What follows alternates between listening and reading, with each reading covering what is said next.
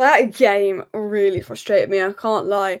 I said before the game, I was like, "I feel like we could win though, Chris Wood." They played 120 minutes, but I said, "If Forest score first, it's over." And what did we do? We let them score first within 4 minutes. Anthony Elanga, who else would it be? What a goal from him. Maybe we could have defended better. I think had Yoro been there with his extra pace over Mazraoui, maybe he doesn't score, but that's if buts and maybes. It's like saying if Ahmad started instead of Garnacho, we win the game. Maybe we do. Ahmad is absolutely quality, and I think we lack the quality in the final third today. But let's talk about what we learned from Nottingham Forest 1, Manchester United 0. 16 days, and I was excited. Football was back. I was in a good mood today. I fancied us today, and it is the same old. When we don't win, we are not winning in the same way. That isn't to say that we were awful, and that is to give credit to Nottingham Forest for how well they defended. But we had the ball, just like the last time we played Forest at home, we had the ball. We did more than enough to get a point out of that game in terms of quality possession on the ball. We get to the final third. Forest are one of the best teams defensively, to give them credit, and nothing. We deserved the point today, and we deserved the point last time we played Forest. I actually think the way we set up and the way Amorim set us up was decent, but we are donuts in the final third, and it was so frustrating. I mean, I'd loved it if Maguire scored at the end, but great defending from Murillo, and that's Nottingham Forest this season. They have been defensively excellent this season. They have been clinical. They're going to get you on the break, and that is Nuno Esperanto Santo. That is what he does. Now, these are my sort of takeaways. Big improvement in possession, but still lacking the final third quality.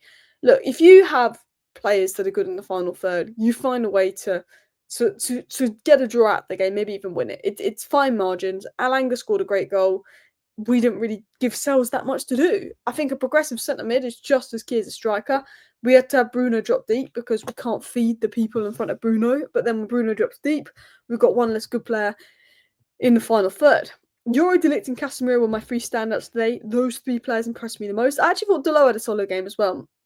I thought Garnacho was energetic and threatening. He does so well to get in threatening positions and be a threat and work so hard.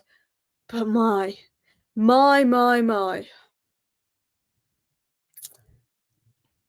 Garnacho really frustrates me. Because, one, I don't know why Amorim moved him back from the right to the left. When you move him from the right to the left, you know what he's going to do. He's going to cut in and shoot. How many times did he do that today? I think he has about 6-7 shots. Wasteful. He needs to pass more. He's wasteful. When he passes, he's got 2 or 3 assists recently. It's better for him to be on the right. He is threatening. He gets in good areas. And I could see what he offers and why he stayed on today. But he's so wasteful on the final third. He looks like an academy player. That's the way I would describe it. He's still young. He's still academy age.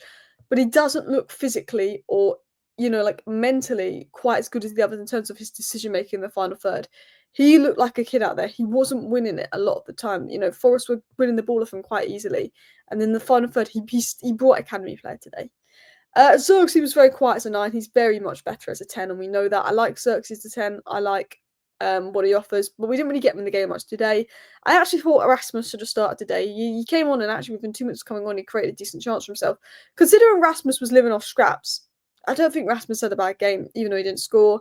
We missed Ahmad. You have Ahmad in those scenarios at right 10 instead of Garnacho, someone that can deal with, Ahmad's really physically, he's so much better than he gets credit for, holding off players, good in the tight spaces, has that spark. I think it's more beneficial. I think when you've got opportunity to counter-attack teams and their space, that's when Garnacho is lethal. But if it's a tight area like a Forest, Ahmad was massively needed today. I really hope he can come back soon because creativity outside of Bruno is thin. A guy struggled in that first half, and I think him and Casemiro against the low block, they're both quite defensive, but as soon as Agate came off, we lost a bit of control. Forest had a bit more of the ball because Agate was winning the ball back a lot and giving us the control, but then on the ball, he wasn't giving us the passing quality, whereas when Bruno drops deep, he gives us that quality and progression, which takes me back to my first point, centre mid is key. Elanga, the goal hurt, Forest defended well, frustrating. It's one of those, lack of quality in the final third, but the signs of progress under Amorim, he just hasn't got the quality in the final third. It was good to see Mount back. There were positives. So my overall thoughts on the performance was we played all right. I say all right is the way to describe it in terms of possession, but the quality in the final third let us down. We're a bottom 5 club when it comes to attacking talent. We need a 10, we need a striker, we need a right winger, we need a player that can pass the ball progressively in the pivot, and another centre-back for depth. The centre-back can be more of a depth player. Possession play was fluid. It was clear. I thought some good switches of play, some good movement. I don't think Dorgu had his best game, but he held the width well. but we can't progress the ball, hence why Bruno was dropping deeper. Someone to help with ball progression.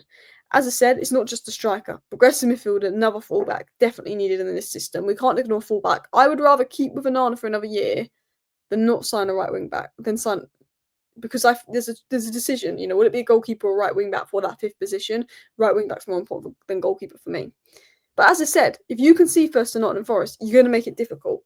And when you don't have the best quality in the final third, you're going to make it even more difficult.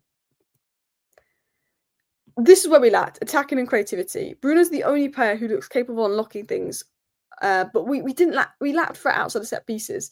I don't think Bruno had his best game today, but again, he's involved in everything. When he's playing deeper, he's involved in everything. But he needs better players around him. Xerxes definitely better as a 10. Garnacho didn't win any of his duels and gave the ball away a lot. I like Garnacho, and I think there can be a good player there. But this is another game, and he's had a lot of these games lately, and this is his second proper season at United, and we're not seeing progress. We saw a really exciting raw player last season, but every year I need to see signs of progress in your decision making. His ball striking isn't the best. He doesn't use his body the best in the final third. He loses physically today, and his decision making, the constant shooting. I like how he gets into dangerous, threatening areas, and I still think he can be a really good player because of the areas he gets into. But he needs to develop that other side of his game soon, because we're going to run out of patience, and Amorim will. I still think he's best off the bench, but I still think he's young, he's raw, but for me, wasn't a good game. Especially when the overlaps were on with Dorgu and he was ignoring him. Again, I thought Dorgu was pretty crap, actually, when it came to passing in the final third today. I like Dorgu, by the way. I'm not slamming him. I like Dorgu. He definitely offers a lot. He offers the width. He made great movement, but he was really sloppy with his passing today. But Garnacho ignores him a lot, and that frustrates me. In terms of midfield, I thought Casemiro had a good first half. Obviously, he was unlucky with the yellow. Lenny Yoro, I think, had a really good game, really good last-ditch tackle. De Ligt, I thought, had a monster game. Who was your man of the match?